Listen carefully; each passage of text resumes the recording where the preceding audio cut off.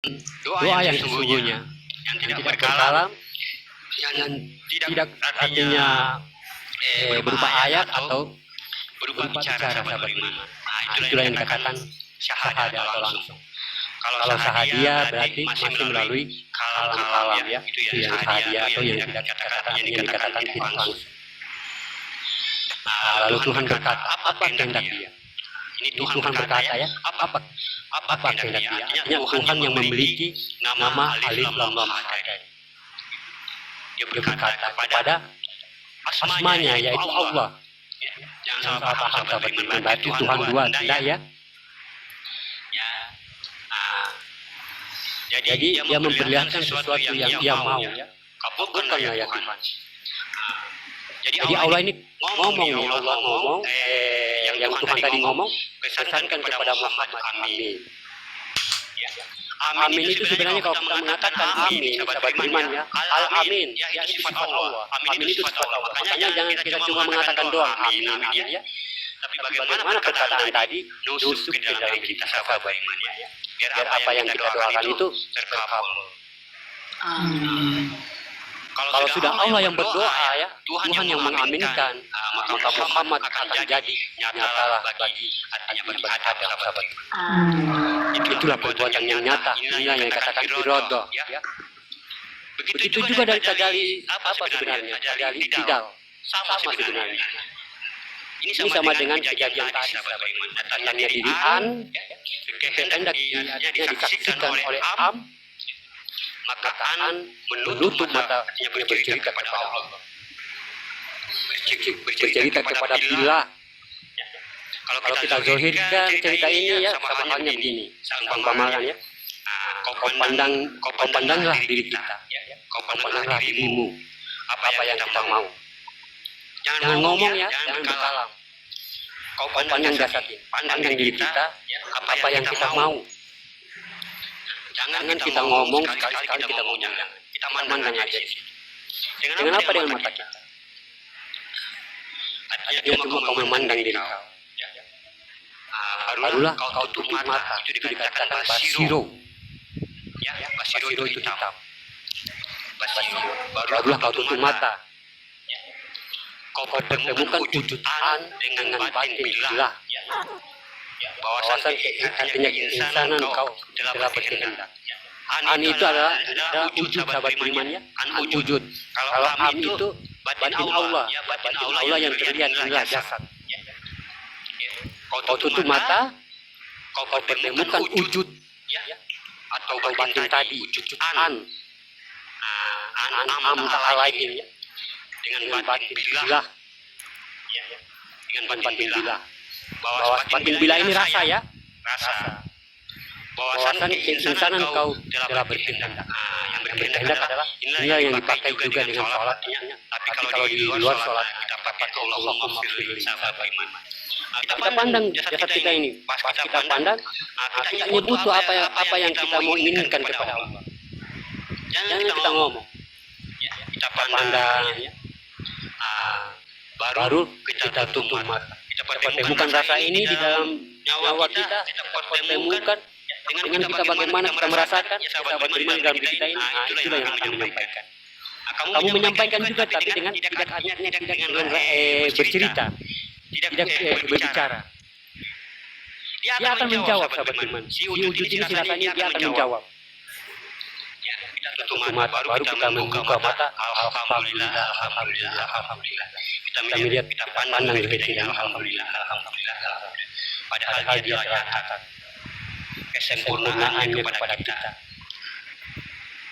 Jadi yang meminta itu adalah Allah atau yang dikatakan zat yang memiliki asma tadi.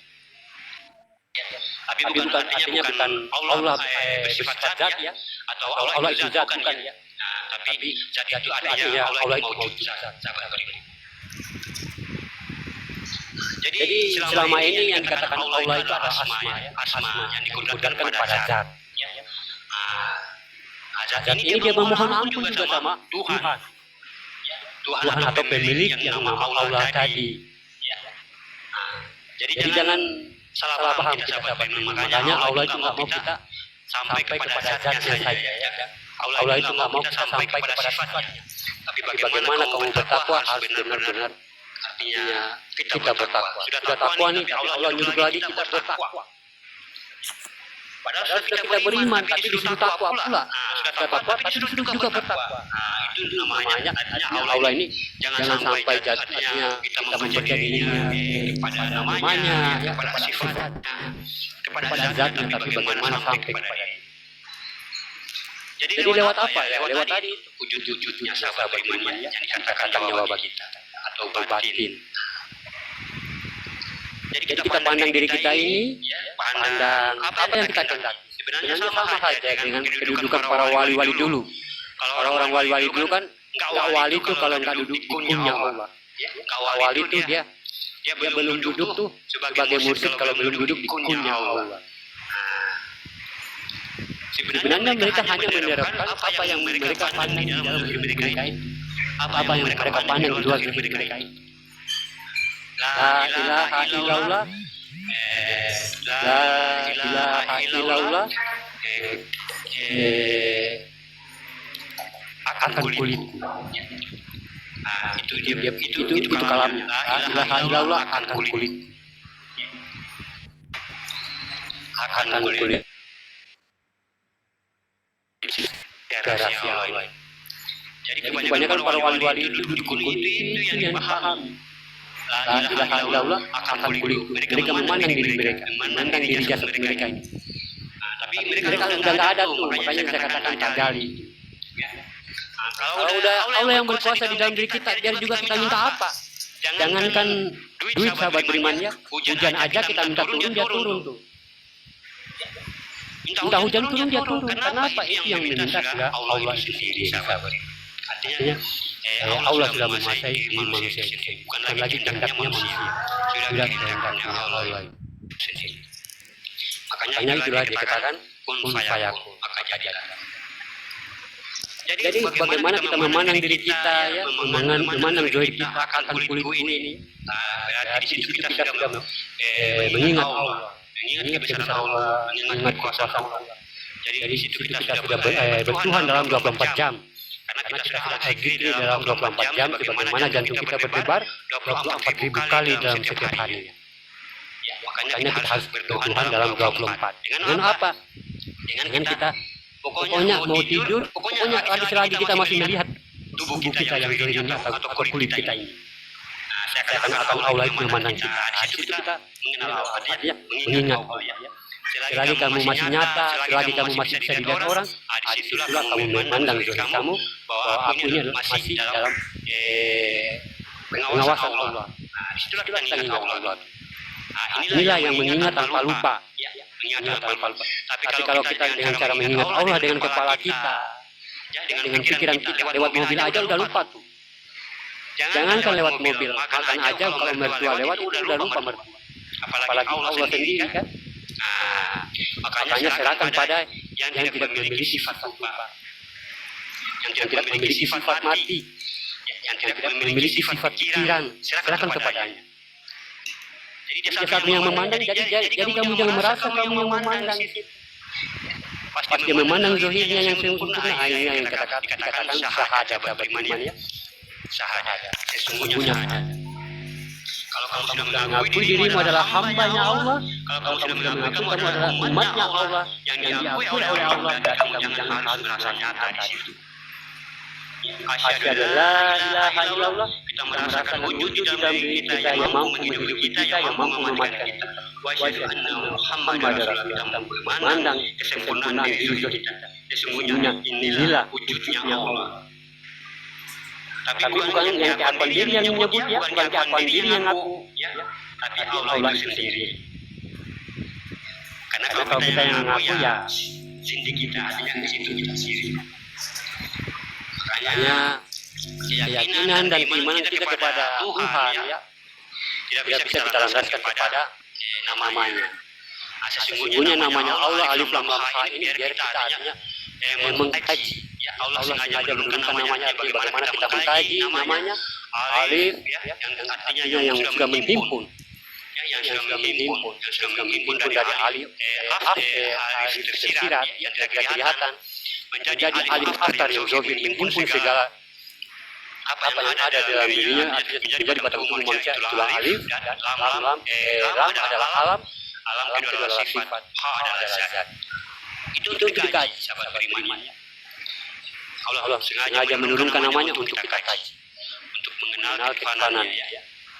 Makanya kalau kita mengatakan saya asma, kalau kita udah paham tuh, oh asma berarti alif lam ha itu adalah asma. Yang kadang-kadang ada juga kalau sudah sampai, ya aku Allah. Tapi banyak yang salah paham. Adanya kenapa? Karena mungkin kita masih awam atau masih belum memiliki ilmu sampai ke sana. Sampai kita mengatakan orang itu nggak punya Allah. Padahal dia nggak punya asmanya. Memang kalau dalam pemahaman itu hanya asma, bukan Tuhan. Bukan Tuhan. Bukan Tuhan, itu asma.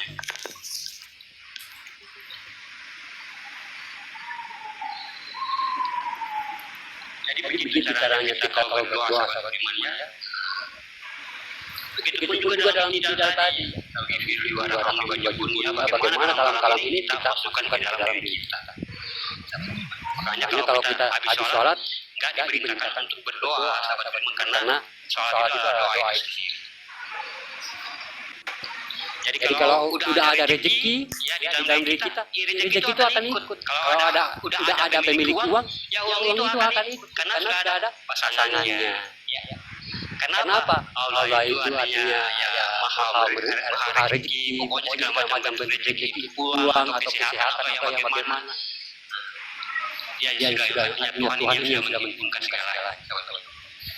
Jadi intinya kita bagaimana mencintai Allah, berkasih sayang dengan Allah. Artinya ya bagaimana jangan cuma kita mencintai surga, tapi kita mencintai pemilik surga, mencintai pemilik neraka, kita mencintai pemilik pahala, mencintai pemilik rezeki, mencintai pemilik kesehatan, mencintai pemilik berkah. Kalau kita sudah mencintai, apalagi yang kamu dustakan, nikmat apalagi yang kamu dustakan. Saya akan memberikan segalanya buat kamu. Tapi kalau kita sudah sampai di sana sahabat beriman ya, susah mau kita artinya mau kembali ke dunia, sudah susah. Artinya sudah susah kita memalingkan pikiran kita ini ya, karena kita sudah terlanjur memandang dunia ini adalah akhirat. Istri akhirat, anak akhirat semua. Tapi kalau kita kembali lagi ke dunia itu sudah susah. Kenapa? Uang udah enggak apa, perasaan kita udah enggak menjadikan saya sebagai hamba-hambanya uang atau hamba-hambanya egois, hamba-hambanya masa depan. Kenapa? Kita sudah artinya sudah melebihi daripada nikmat materi.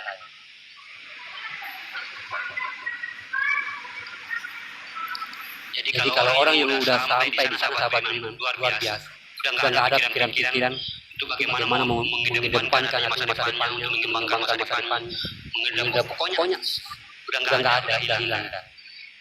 Itulah sifat dunia bagi manusia. Kadang-kadang kita terbawa arus terlalu jauh. Allah artinya nggak melarang sahabat imannya. Terserah kamu hidup di mana saja kamu. Artinya terserah kamu mau jadi polisi, mau jadi tentara, mau jadi orang kaya, terserah kamu. Tapi kamu harus di dalam artinya lingkaranku, di dalam jalan-jalan yang lurus tadi.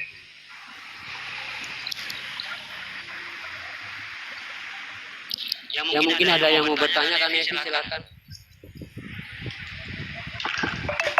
Tadi ada yang bertanya apa ya tadi?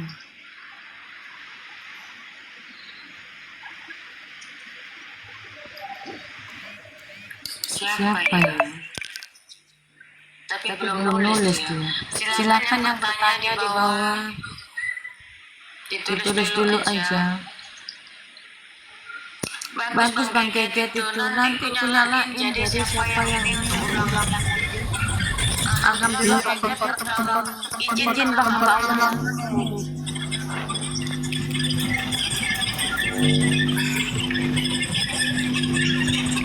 Dibikin YouTube.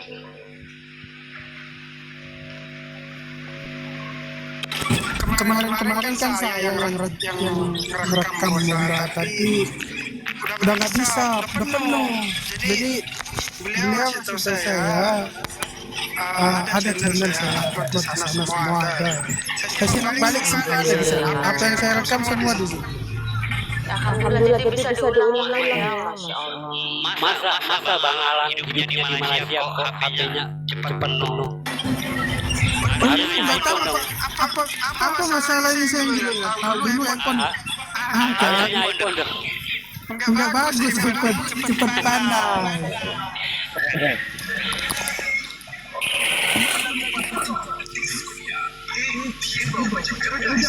Di sini gaji cuma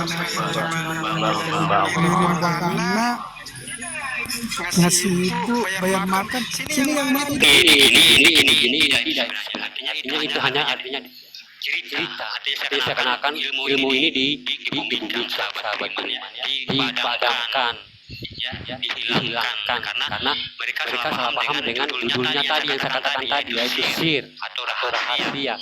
Sebenarnya yang dirahasiakan itu ya sebenarnya judulnya aja itu rahasia, tapi bukan berarti dirahasiakan ilmunya.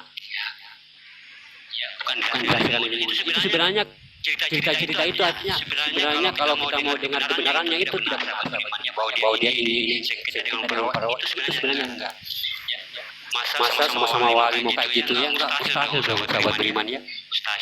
Kalau memang sudah sampai pada kesadaran Tuhan, itu hanya cerita-cerita malu yang bagaimana kita diadu dombakan agar bagaimana pemahaman tentang kesadaran sejati ini dihilangkan di alam semesta sahabat. Jadi karena Allah tidak buta, karena Allah tidak buta, karena dengan janji Allah itu nyata. Akan turun para mahdi-mahdi itu kata Allah ya, membenarkan para umat manusia. Bukan artinya bukan kalau mahdi itu artinya bagaimana orang-orang yang sudah mendapatkan hidayah, itu yang dikatakan mahdi ya. Mahdi. Kalau kita sudah menjadi kebenaran dalam rumah tangga, itu yang dikatakan imamnya atau imahdinya bagi keluarga kita, anak kita, istri kita. Itu kita termasuk golongan imam mahdinya. Jadi sahabat beriman ya, kalau tentang cita-cita ya, makanya kalau kita sudah sampai, jangan kita akhirnya kita sudah sampai, sudah ini sahabat beriman ya, itu sebaiknya juga kita sebagian jangan kita keluarkan, jangan kita sampaikan, jangan juga kita sampaikan. Kadang-kadang juga dari cerita-cerita kita ya, kadang-kadang juga menimbulkan satu fit. Dan juga takutnya adalah bagaimana kita menyampaikan kadang-kadang keakon yang tadinya kita keluarkan adalah nafas atau rahmat Allah, dan kita hidup terganti dengan keakon kita atau bergantilah nafas kita ini dengan nafasnya para hewan-hewan, sehingga muncul apa yang kita katakan adalah perkataan keakon diri. Nah, makanya nafas-nafas itu dikumpul di alam malakutnya Allah. Mau nafasnya binatang, mau nafasnya pohon, semua dikumpul di alam malakut. Tapi jangan sampai kita terganti. Nah, makanya yang kita takutkan itu ngomong sahabat beriman. Kita udah tahu nih. Yang membuat kita hidup, yang membuat kita bernafas adalah Allah, karena batinnya Allah itu adalah nafas, nafas ya. Tapi setelah kita menghidupnya itu, ini artinya bagaimana satu kiasan ya. Jangan sampai kita mengatakan ya, tadinya kita sudah jumpa dengan Allah, pas kita katakan keakon diri yang bercerita. Kalau sudah keakon diri yang bercerita, nanti kita takutnya artinya melebih-lebihkan dengan apa yang kita katakan. Jadi saya mau terangkan banyak kita di sini mungkin belum memahami tentang yang menguasai dalam diri manusia yang sudah dijelaskan pada surat An-Nas sahabat iman ya, yang kesempurnaan 30 juz dalam Al-Quran. An-Nas atau Ilahin-Nas atau Tuhannya manusia. Anas itu adalah kitab diri kita sahabat beriman ya, itu kitabnya diri manusia. Anas itu. Kalau Al-Kafi itu kolbu kita. Al-Kafi itu kolbu kita. Kalau Al-Fatihah itu sifat sahabat beriman, sifat perjalanan Allah dalam diri manusia. Kalau Am itu batin sahabat beriman, batin. Jadi Anas ini adalah kitab diri kita sahabat beriman. Tapi apa marifat yang dikandung Anas ini? Surat Anas. Kalau kodrat kita sudah pernah artinya Robin Nas ya, Malikin Nas, Ilahin Nas. Ini tiga ini yang paling penting. Kalau untuk mewujud yang pembuktiannya maka kita harus Saril wasil Anas al-Lazi Sufidul Nas. Ya. Nah ini artinya yang gugur sahabat beriman. Gugurlah tiga sifat batil, berdiri tiga sifat yang hak. Itulah yang ditetapkan awal dulu sahabat beriman, yang akan duduk, yang akan tunduk. Insaril, tunduk atas kebangkitan daripada artinya robnya tadi sahabat beriman. Mana robnya? Apa wujud rob itu? Ini yang harus kita pelajari. Apa wujud rob yang berkuasa di dalam diri kita sahabat beriman? Seperti apa bentuk kekuasaannya di dalam diri kita? Itulah yang wujud yang akan kembali nanti kepada Allah sahabat beriman. Kan kalau kita ditanya dalam cerita Amalia, kita ditanya oleh Mungkar Nangkir ya, Man Robuka. Allah sudah ajar. Kulu, bilanglah, katakan saya yang menguasai kamu. Saya Tuhan kamu. Itu akan terjawab apabila hayat dalam diri kita 24 jam untuk bertuhan. Karena apa? Yang berbicara di situ, kodrat yang akan menjawab adalah kodrat itu sendiri. Yang akan menjemput kita dalam kematian kodrat itu sendiri. Yang akan membuat kenikmatan kita dalam kematian kodrat itu sendiri. Makanya perbiasakan dia bagaimana dia mengenal Allah, bagaimana dia berbuat amal-amal ibadah sampai kepada Allah. Perbiasakan. Jangan kita membutakan mata hati kita ini untuk memandangnya. Kalau kita membutakan mata hati kita untuk memandangnya, berarti dia lebih indah daripada dunia. Dia lebih indah dunia ini daripada yang ada dalam dunia. Orang-orang yang buta tuh mata hatinya mandang dunia ini lebih cantik daripada di dalam dirinya tadi yang menguasai dirinya. Maka kodrat ini yang harus mewujud sahabat beriman, selalu dalam diri kita, yaitu ketuhanan yang menguasai kita. Apa dalam bekerja? Makan, minum, tertawa, duduk. Semua itu harus dikuasai oleh Allah. Apa bentuk kodrat penguasaan? Nah kita lihat. Daripada kajiannya bismillah. Ba alif sin, sin bersifat nas. Ba bersifat wujudnya akan berkuasa. Alif bersifat sir yang akan mewujud sebagai Tuhan. Nas seperti wujud nur, itulah umat. Apa mewujud nur? Adalah nas sin. Berarti naiknya wujud batin tadi, wujud menuju batin, wujud menuju batin, wujud menuju daripada zat situ yang mengeluarkan nur ilahiyahnya. Inilah yang dikatakan nas, cahayaku kata Allah. Aku nur.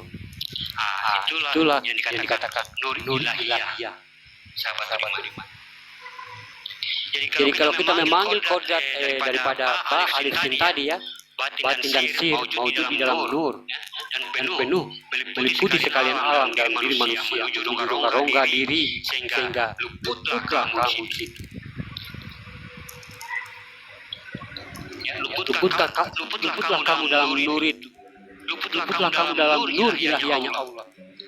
Maka itulah yang dikatakan kekuasaan roh. Kenapa? Itu dikatakan kekuasaan karena semua ruh di dunia ini berasal daripada nur atau Tuhannya. Ruh adalah nur sahabat beriman. Tanpa nur tidak akan ada. Kalau sudah mewujud nur itu, ya ini artinya nur qadim, Allah qadim. Ingat, kalau kamu nyata bukan kamu, tapi nur yang nyata. Kalau kamu mendengar bukan kamu, berarti nur yang mendengar. Kalau kamu berbicara, bukan ingat, bukan kamu yang berbicara, tapi nur yang berbicara. Ingat sahabat, jangan merasa memiliki. Itu bahaya tuh. Sirik sahabat beriman ya. Inilah nurnya Allah. Maka dikatakan nas sin nur. Itulah dia. Jadi kalau kita sudah luput di dalam nur ilahiyahnya Allah, insya Allah kita cahaya. Kalau kita sudah cahaya, kita akan kembali kepada cahaya itu sendiri. berarti udah nggak ada jasad tuh. Ya. Kalau kita udah sakaratul maut, udah dikebumikan, udah nggak ada jasad tuh. Kalau kita memang yakin datangnya dari nur, kalau kita memang yakin datangnya dari tanah, kembali kepada tanah.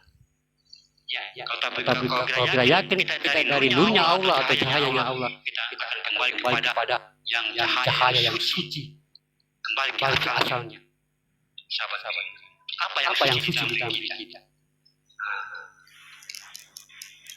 Apa yang suci dikatakan dalam Al-Quran kehidupan sahabat iman ya? Tergantung dari ilmu kita masing-masing.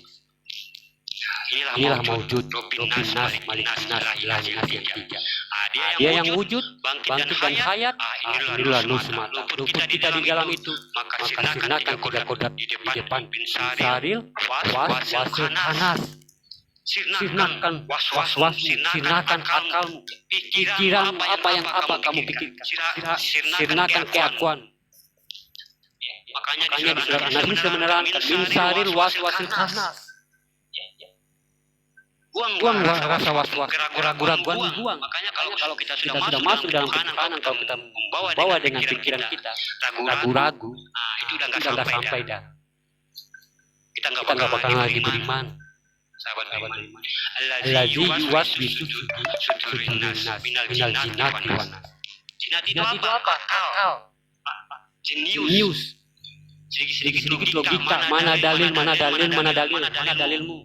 Itu jenius, orang yang jenius tapi memahami apa yang ketuhanan dalam dirinya, apa yang menguasai di dalam diri. Makanya dikatakan di dalam Al-Quran ajin, orang yang hanya membaca, mendengarkan lantunan Al-Quran itu sendiri, tapi tanpa memahami. Makanya akal itu jenius itu tidak kelihatan, dia goib. Minal jinnati wan nas. Tidak ada lagi rasa was-was, dan akal pikiran, logika, sedikit mana dalil. Al-Quran tidak perlu dalil, sahabat beriman. Yang penting kamu memahami dirimu sendiri. Karena Al-Quran itu adalah dalilnya manusia. Makanya dikatakan siapa yang menguasai Al-Quran, itulah ulul albab. Makanya pemahaman itu beda-beda. Kenapa? Dari pengalaman, dari mereka merasakan, dari mereka sudah mengalami. Itulah yang mereka ceritakan. Makanya pemahaman itu berbeda-beda. Memang wajar. Murid-muridnya lain, ya mungkin pemahamannya lain. Kenapa? Mereka menyampaikan apa yang sudah mereka rasakan, yang sudah mereka alami. Dengan apa petunjuknya? Dalam Al-Quran. Yang penting kita tidak artinya keluar dari lingkaran Al-Quran, keluar dari petunjuknya Al-Quran. Itu udah benar dah. Kalau udah keluar dari Al-Quran. Walaupun orang bilang asumsi, ya nggak terserah aja. Allah Maha melihat, yang penting kita keluar dari Al-Quran. Ya sahabat beriman ya. Kalau kita memang sudah jadikan pedoman Al-Quran sebagai petunjuk diri ya. Sudah kita akan menemukan jalan-jalan artinya bagaimana kita menuju mendekatkan atau meninggikan derajat kita kepada Allah Subhanahu wa taala. Karena Allah itu maha tinggi derajatnya, sahabat beriman. Tidak hanya kita dalam pengakuan begitu saja Tuhan saya Allah. Tidak. Allah itu tinggi banget, tinggi derajatnya. Jadi kita bagaimana hambanya kalau kita memang mengaku ya Allah adalah Tuhan kita, bagaimana juga kita harus meninggikan derajat kita. Dengan apa? Dengan ilmunya tadi, dengan paham-pahamnya tadi. Dengan apa? Dengan melalui apa? Dengan makom-makomnya apa yang diturunkan, tentang syariatnya, tentang hakikat, tarikat, tasawuf. Itu untuk memudahkan sahabat, itu memudahkan umat muslim, biar seluruh umat muslim ini masuk jannah Allah. Makanya dia berikan pemahaman hakikat tentang apa? Istighfar, subhanallah, itu hakikat semua. Itu hanya mengatakan dirinya Allah semata. Subhanallah itu hanya menyebut Allah semata. Istighfar, astagfirullahaladzim, itu hanya Allah semata. Semua hakikat. Tapi kalau batas kita hanya kalam ya, hanya cuma mengucapkan doang tanpa kita membenarkan kedudukannya kalam kita ini. Ya, kita mau dapat apa? Ada yang kita dapatkan. Kita tadinya niat dengan memuji Allah Subhanahu. Tapi kalam ini hanya kita bagaimana sampai ke dalam diri kita, sahabat. Sehingga apa yang kita tanamkan tidak akan sampai kepada Allah itu sendiri. Jadi harus melalui rasa, sahabat beriman. Walaupun tinggi marifat kita, tarikat kita, syariat kita, kalau orang ini tanpa rasa, apa rasa itu? Rasa kasih sayang kepada orang lain, rasa cinta kepada orang lain, rasa rindu kepada orang lain, rasa beradab kepada orang lain. Ini sama halnya kita mencintai diri kita, sahabat. Ini sudah kita sendiri. Karena apa yang sudah dikatakan Allah tadi? Di mana-mana artinya kamu menatap, memandang, mana artinya kamu menatap, memandang, di situ ada wajah-wajah aku, kata Allah. Kamu menatap, memandang, di situ ada wajah-wajah aku, kata Allah. Jadi sahabat beriman kita sudah paham. Artinya karena dengan pembelajaran mungkin dari pemahaman Kak Nevi atau yang lain, mungkin dari Abah Alif ya. Berarti derajat kita itu sudah mulai, tadinya kita cuma Islam doang, cuma Islam doang. Tapi sudah di mata Allah kita ini sudah Islam kasab, Islam paham. Artinya sudah menjadi fako atau paham. Nanti kita sudah naik Islam gila, Islam harifi, Islam ini, sinin. Itu semua derajat, sahabat beriman. Semua umat muslim itu sama, tapi derajatnya bedakan. Apa derajatnya? Itu ikatan kita kepada Allah yang membedakan. Kita semua muslim, tapi yang membedakan adalah ikatan kita dengan Allah. Itulah yang dikatakan derajat atau makom. Makanya Nabi Ibrahim itu kalau di Mekah itu ada makomnya tuh, makom Nabi Ibrahim. Berarti dia itu paling dekat dengan Allah. Hanya doanya aja, karena hanya doanya Nabi ini yang pertama menembus langit, pintu langit. Ku hadapkan wajahku ya Allah, hidup dan matiku hanya untukmu ya Allah. Itu doanya Nabi Ibrahim dalam sholat. Jadi kita paham, mungkin ada yang mau bertanya, Kak Nevi, silakan Kak Nevi. Itu tadi di bawah mau nanya apa ya Alan ya? Banyak itu. Yang di makom Ibrahim itu apa, Bang? Banyak itu. Yang dimaksud makom Ibrahim itu apa? Makanya Allah kan sudah turunkan sifatnya nih ya, sudah turunkan sifatnya kepada diri kita yang dikatakan wujud. Ya dikatakan wujud. Wujud ini memiliki apa? 7 sifat. Sifat apa? Kodrat. Nah, itu alam semua, sahabat berimannya, alam atau yang dikatakan dalam ilmu marifat itu langit. Jangan juga mandang langit yang kita mandang di atas ini ya, yang nyata ini jangan. Makanya di dalam diri manusia itu sudah dihimpun langit, alam semesta, semua suara dalam diri. Berarti langit yang dimaksud dengan istilahnya Sidratul Muntaha. Iya. Berarti itu kesadaran berarti iya. Iya, sahabat beriman. Makanya saya katakan dulu ya, saya jelaskan dulu biar kita tidak gagal paham apa yang dikatakan langit. Kan Allah sudah menurunkan wujudnya atau nyawa bagi kita, atau yang dikatakan rusulullahnya Allah atau utusannya Allah. Apa utusannya Allah? Sudah terangkan ulang-ulang di sini. Ayan sabita atau yang di dalam kaca itu yang tidak berurat. Dia memiliki apa? Dia memiliki kodrat, gradat, samar, basa, kalam, hayat, apalagi ilmu. 7 dia, 7 ya. 7 inilah 7 pintu langit. Ini langit. Kalau kita sudah mencapai kodratnya, ya kodratnya, kita sudah mensyukuri apa yang Allah berikan kepada kita, sahabat beriman. Kita ini sudah masuk di langit pertama, sahabat beriman. Kita sudah mensyukuri apa yang Allah berikan kepada kehidupan kita. Mungkin kita tidak memiliki kaki, ya, tidak memiliki mata atau penglihatan, tidak memiliki tangan sebelah, tapi kita menerimanya. Apa yang dikudratkan Allah kepada kita, artinya kita mensyukuri. Itu sudah kita lulus di langit pertama, sahabat beriman. Apalagi iradatnya, ya, kita harus lalui. kalamnya, hayatnya. Kalau memang dia yang hayat, dia yang hidup dalam diri kita, jangan kita memiliki hayat ini bahwa kita yang gerak. Nah, itu kesadaran semua sahabat beriman sampai kepada ini kepala kita, ini di ubun-ubun. Nah, inilah yang dikatakan Sidratul Muntaha, makanya ada kening dua tuh, pohon Sidratul Muntaha. Ini kesadaran di ubun-ubun. Makanya kalau kita sudah membawa 7 sifat Allah di dalam artinya 7 langit tadi, 7 kesadaran di dalam kepala kita. Tadi 7 kesadaran di dalam kepala kita yang mukminin, itulah yang dikatakan orang-orang yang mukminin. Orang-orang yang berkesadaran dalam kehidupan mereka sudah membawa 7 sifat Allah tadi. Nah, itulah yang dikatakan kesadaran. Nah, di samping kesadaran, di samping mustawa atau Sidratul Muntaha ada surga. Berarti surga itu hanya untuk orang-orang yang sadar doang. Hanya orang-orang yang memiliki kesadaran Tuhan baru sampai ke surga. Karena letaknya surga di Sidratul Muntaha, bukan di langit kedua, langit ketiga.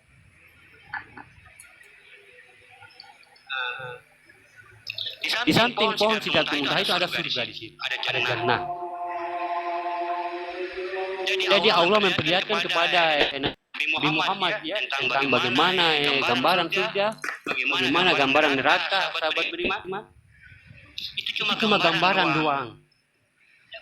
Bukan artinya bagaimana, karena apa? Karena kalau diperlihatkan ini Nabi kan masih hidup, sahabat beriman. Nabi kita ini masih hidup saat itu. Nabi kita nanti tidak akan mampu diperlihatkan keindahan surga itu. Tidak akan mampu diperlihatkan kemurkaan, kezaliman neraka itu. Makanya dia diberikan satu pandangan gambaran. Makanya di dalam Al-Quran itu dikatakan jannah itu seperti pohon-pohon atau ada tanahnya yang subur atau ada buahnya, ada air yang mengalir sangat bersih. Itu gambaran. Kenapa? Belum ada yang menjamahnya surga itu, sahabat beriman. Belum ada. Makanya karena belum ada, ya, berarti kita harus menciptakan, wajib kita menciptakan surga yang ada di dunia dulu. Kita harus menciptakan gubuk surga yang ada di dunia dulu. Karena di sana belum ada yang menjamahnya. Nabi saja masih diberikan gambaran, belum yang nyata. Kalau sudah nyata berarti kamu harus meninggal dulu. Kamu harus mati dulu. Begitu. Jadi kalau ada orang yang menceritakan tentang kejadian-kejadian di sana, nanti tanyain dia, kamu pernah enggak ke sana kamu? Al-Quran itu diturunkan untuk orang-orang yang hidup, bukan untuk orang-orang yang mati. Makanya dia menceritakan tentang kehidupan, yaitu petunjuk bagi orang-orang yang hidup. Bukan menunjukkan tentang perhitungan-perhitungan yang di sana, yang diketahui oleh manusia. Kan tidak masuk akal. Berarti dia berlawanan dengan akal sehat. Artinya dia keluar dari akal sehatnya manusia. Berarti itu dosa. Kenapa? Al-Quran tidak. Artinya bagaimana Al-Quran mana Al-Quran bertolak belakang dengan akal manusia. Artinya dengan akal sehat manusia atau yang batinnya tadi. Jadi tidak ada yang sanggup menceritakan tentang keadaan di sana. Tidak ada, karena tidak ada yang meninggal 1000 tahun, 2000 tahun lepas itu dia bangkit lalu menceritakan. Tidak ada. Jadi kita harus meyakini dulu apa yang ada di dunia ini. Kita mengkaji apa yang ada di dunia ini yang sudah terjadi. Tidak mungkin yang kita kaji itu yang belum terjadi, kan mustahil. Makanya itu yang dikatakan iman, sahabat berimannya iman. Bagaimana kita meyakini? Meyakini ini jangan cuma kita meyakini, tapi bagaimana dengan keyakinan ini kita kaji sebalik keyakinan kita. Kalau kita sudah kaji di sebalik keyakinan kita, inilah yang dikatakan iman. Ini dikatakan iman. Tapi apabila yang kita kaji, kita tunjukkan kepada diri kita, itu yang dikatakan ilmu. Dia udah lebih tinggi itu daripada iman. Kalau kita sudah sampai di iman, tidak ada lagi yang nyata, tidak ada lagi yang bicara, itu yang dikatakan doim. Itulah yang dikatakan daimun. Itu dia lebih tinggi daripada agama. Dia lebih tinggi daripada iman. Dia lebih tinggi daripada ilmu itu sendiri. Makanya dalam Al-Quran itu ada akal, ada iman, ada ilmu atau kodim, sahabat beriman ya. Maaf ya, sahabat beriman ya, akhir tadi bukan imun ya. Maaf ya, ada kodim.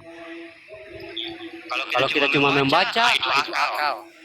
Membaca kiraat dan kiraat itu akal yang main, sahabat beriman ya. Hanya kita membaca artinya, melangsungkan ayat-ayatnya. Tapi apabila kita membaca dengan tersiratnya Al-Quran ini, itu yang dikatakan iman. Dia hampir mirip-mirip ini dengan syariat. Tapi apabila sesuatu yang kita baca lepas itu kita kaji, itu dikatakan iman. Tapi apa yang kita kaji, kita pakai di dalam diri kita, itu yang dikatakan ilmu. Ayo orang-orang yang beriman, bertakwalah kamu dengan sesungguhnya takwa. Tadi bagaimana Allah memerintahkan kita untuk sudah beriman, lepas itu sudah beriman menuju takwa. Artinya kita bagaimana ilmu kita ini kita jalankan. Jangan kita hanya mengumpul-ngumpul ilmu kita. Kita sudah dengar tapi kita tidak menjalankan. Kita sudah dengar dijelaskan tapi kita tidak melakukan. Tapi kalau kita sudah melakukannya, kita katakan ilmu, sahabat beriman. Makanya kita yakin kepada Allah itu harus bagaimana kita harus merasakan tafsirnya, tajwidnya, ya, mengalami atau merasakan. Baru kita yakin. Jangan cuma iman kepada Allah, iman kepada nabi-nabi dan rasulnya, iman kepada malaikat, iman kepada hari kebangkitan.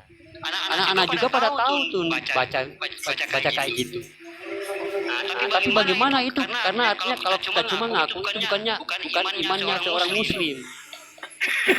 Tapi bagaimana imannya seorang muslim? Dia harus mengkaji apa yang diimani itu, sahabat beriman ya. Sama seperti kamu lagi senang dengan makanan bakso seseorang ya. Kalau dia lewat, gerobaknya lewat, pasti kamu panggilin bakso. Udah ketagihan dengan baksonya. Kamu cuma sampai ketagihan. Kamu cuma artinya menikmati rasanya saja. Kamu cuma hanya mempercayai pada rasanya. Tapi kamu tidak bagaimana kamu harus bertanya kepada tukang bakso sebenarnya resepnya apa ini? Resepnya bagaimana kok sampai bisa enak segini baksonya? Itu yang dikatakan iman. Pas itu apa yang dikasih diberitahu oleh tukang bakso resep bakso ini, pas itu kita bikin di rumah. Ini yang dikatakan ilmu. Pas itu kita sudah cicipi itu, sudah rasakan sendiri. Oh ini ya, ini yang dikatakan kodi.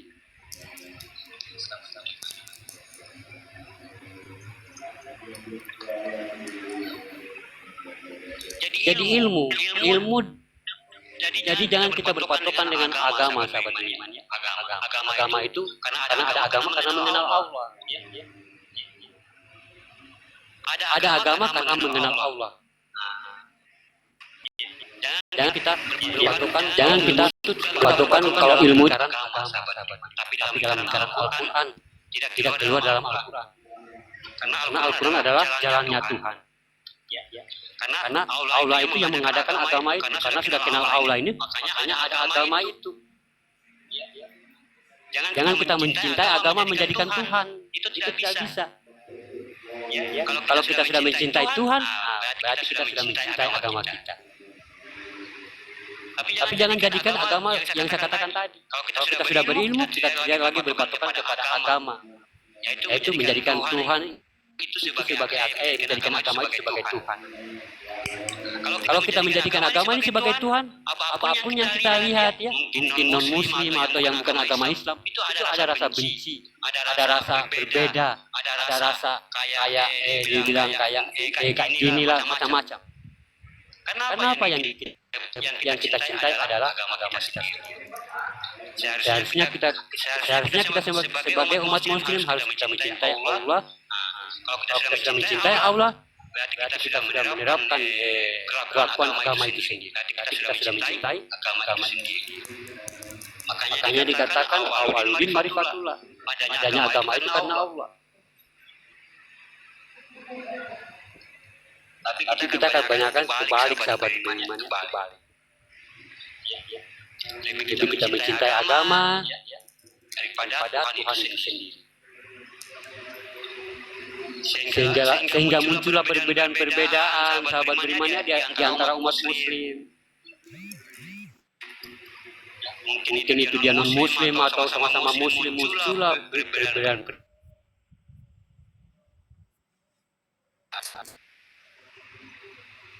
Semoga tidak katanya tidak terjadi ya pada diri kita, ya, karena kita hanya mencintai Allah Ta'ala itu sendiri. Berarti kita mencintai seluruh apa yang Dia jadikan.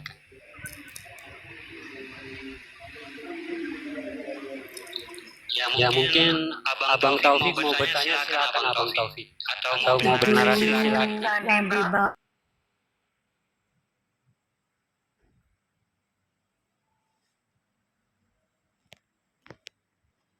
Yang dibawa yang dibawa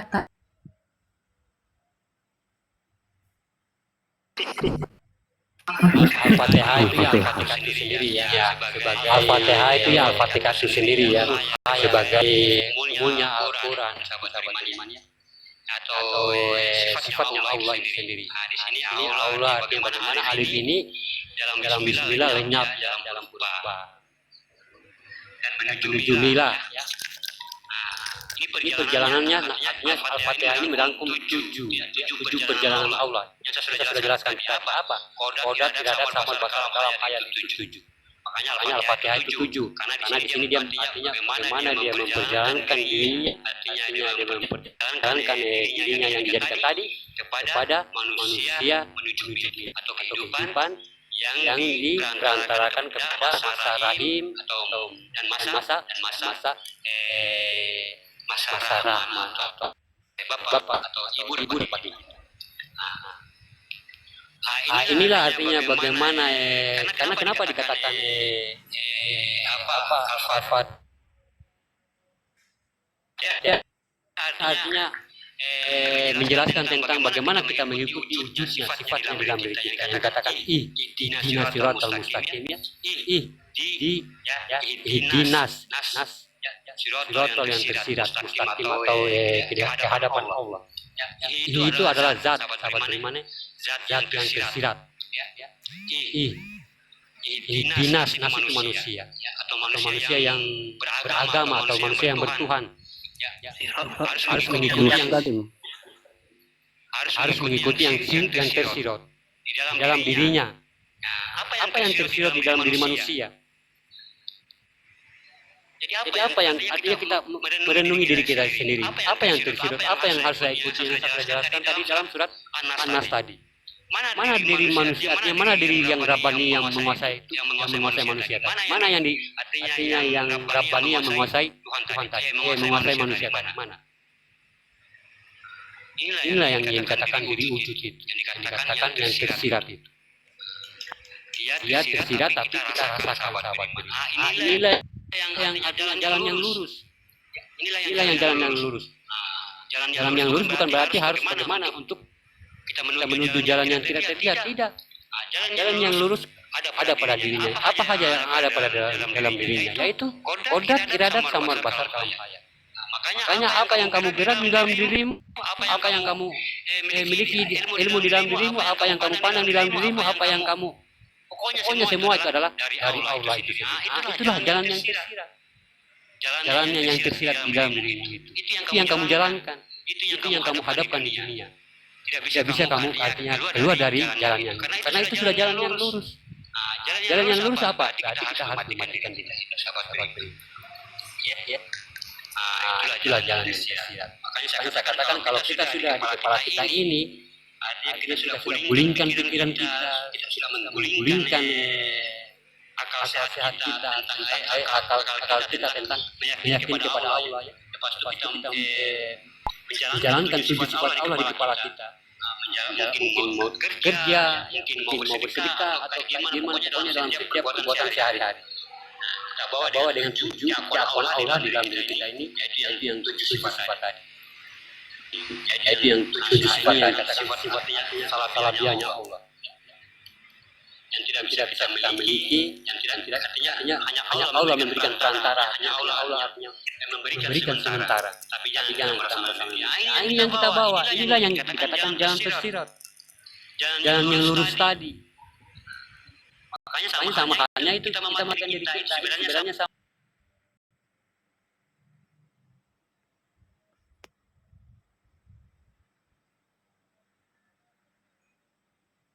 dan rasa egois. Egois kepada siapa? Egois pada diri sendiri. Sudah merasa berilmu, sudah merasa suci, sudah merasa dia yang paling benar, sudah merasa dia yang paling memiliki. Semua sudah merasa dia. Karena sudah dikatakan, Tamar basar kalam hayat itu semua tujuh sifat Allah. Jangan kamu memilikinya. Karena hanya ditiupkan. Nanti juga akan pulang itu kepada Allah itu. Yang hakikat itu akan pulang juga kepada Allah. Tapi kalau dia ini kita tidak artinya kita tidak membiasakan, artinya bagaimana kita membutakan mata hati kita untuk mengenalnya, dia akan juga buta tuh. Kalau di akhirat dia kan tidak akan mampu kembali kepada Allah. Kenapa? Karena kita dengan kebiasaan kita di atas dunia mungkin hanya dengan ego kita, dengan egois kesombongan kita, sehingga kita menyepelekannya, sehingga kita tidak peka dengan dirinya setiap hari dia naik turun di dalam diri kita. Itulah jalan yang lurus. Makanya dalam Al-Quran mengatakan, ya matikan dirimu ya Musa, matikan dirimu ya Musa. Tapi dalam ada pemahaman lain mengatakan, bunuhlah dirimu ya Musa. Sesungguhnya itulah tobat yang paling baik di sisi Rob. Jadi matikan, itulah jalan yang lurus, itulah tobat yang paling baik yang diterima oleh Allah. Tidak kita mengadu-ngadu, tidak kita ya Allah, lepas itu salam, lepas itu nangis-nangis lagi kayak gitu. Padahal Al-Quran kan sudah jelaskan, tobat yang benar itu adalah mematikan diri. Tapi kadang kebanyakan kita bertobat dengan cara kita sendiri. Beriman kepada Allah dengan cara kita sendiri, yakin kepada Allah dengan cara kita sendiri. Karena apa? Kita sudah tebal dengan keakuan diri kita, sahabat beriman, sehingga kita melihat zahir kita ini hanyalah sebuah satu kulit daging itu saja, tanpa ada artinya ya, tanpa ada harganya. Makanya banyak orang mengatakan sesungguhnya saya ini tempatnya salah, tempatnya dosa, tempatnya maksiat. Nah, itu salah juga, sahabat beriman ya. Itu karena tidak memahami siapa yang wujud itu dan siapa yang bergerak. Nah, inilah yang menyelamatkan dalam sakaratul maut. Ini yang akan melembutkan sakaratul maut kita. Percaya zahir dan batin.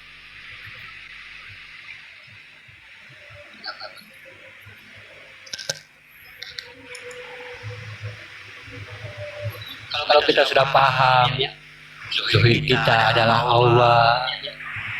Karena di dalam Al-Quran juga mengatakan,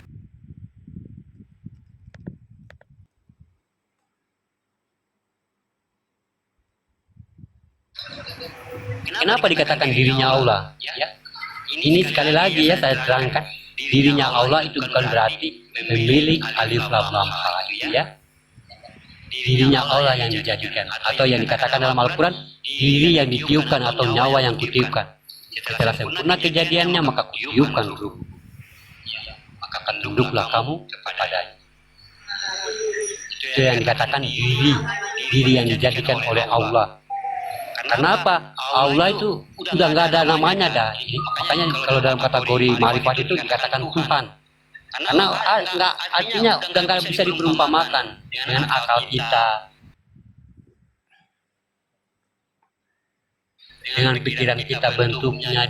Makanya Allah nyuruh kita hanya lewat perantara itu, yang kita eksekusi dengannya itu, yang dia jadikan itu.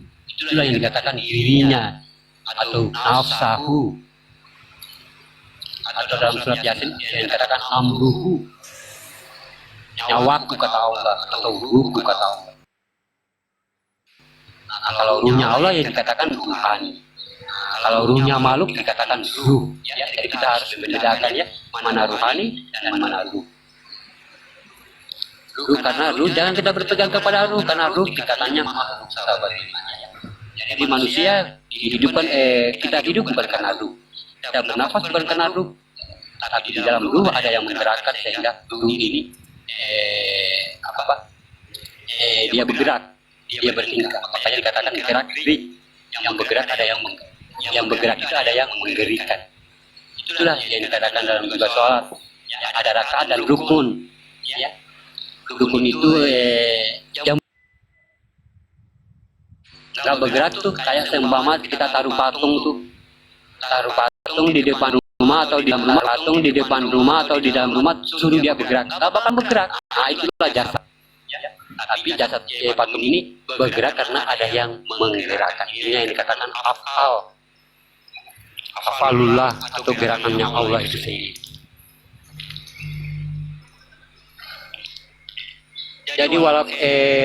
Jadi kita dalam janin ya Allah udah masukkan ruh-ruhnya ya, udah dimasukkan ruh bulunya, ruh bulu bagi kita, ruh daging bagi kita, ruh tulang bagi kita. Semua ada ruh-ruhnya nih sahabat beriman, sehingga tulang itu bisa bersambung-sambung. Itu ada ruhnya. Bulu itu ada ruhnya. Makanya kenapa kalau ada makhluk halus dekatin kita ini bulu merinding? Itu karena ada ruhnya. Ada ruhnya. Semua memiliki ruh, 7 lapisan ruh di dalam diri manusia yang dikendalikan oleh satu ruh atau rohani yang dikatakan ruh tofi. Apa yang ada ruh dalam kita? Ya, ruh hawani, ruh nafsu.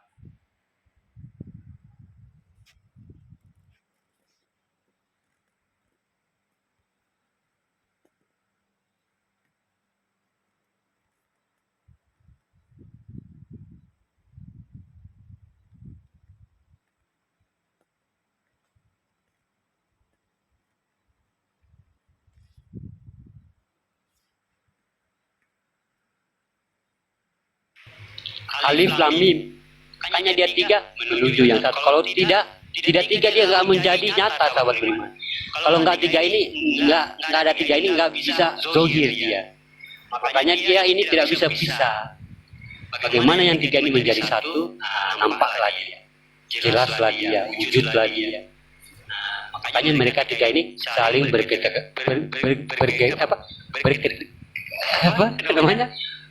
sudah terbawa-bawa dengan bahasa makhluk, minta maaf ya.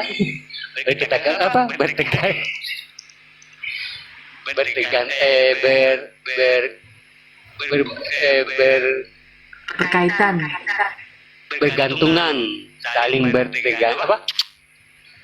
kalau dalam bahasa Maluku, dalam bahasa Ternate itu saling menggantungkan, artinya saling menggantung, bergantung begitu ya. Tidak bisa pisah. saling berkesinambungan. Bahasa Indonesia.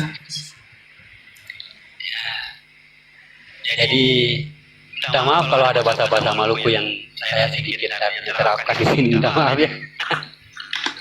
Logat-logatnya ya.